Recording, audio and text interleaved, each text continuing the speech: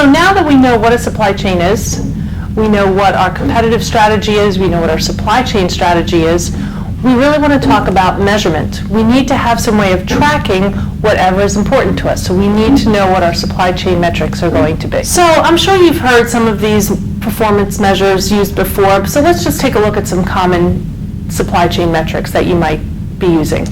So for example, inventory turns. So how many times a year do you turn over your inventory?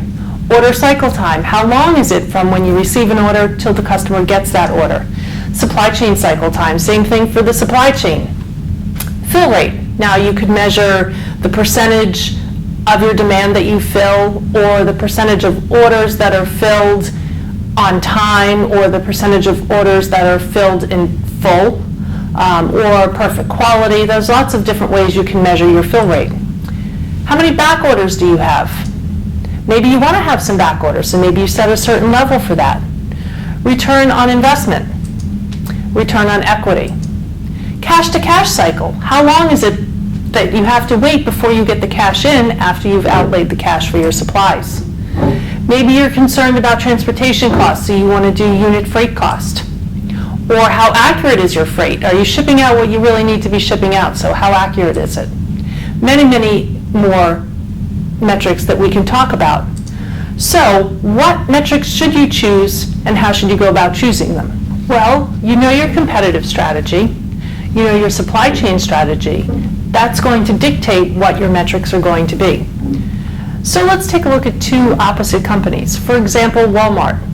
Now we know that Walmart focuses on lower cost. So they're going to look at things like average purchase price, trying to keep that metric low. Inventory cost, trying to keep that metric low. Cash to cash cycle, when the products are lower priced, we need to get cash in as quick as possible, right? So from the time we outlay the cash till the time we get the cash back, that's what's known as our cash to cash cycle. So they want to try to keep that as short as possible. Now on the other hand, Amazon, so you're all familiar with Amazon, they have quite a variety of products, so they might even have that as one of their metrics, variety of products. They also are focused on speed, transportation speed. You don't want to wait for your products after you order them, right? So they're going to focus on transportation speed and maybe product life cycle. So you can see that depending on what you're starting with, your corporate strategy, your competitive strategy, that's going to dictate what things you want to measure and how you're going to measure them.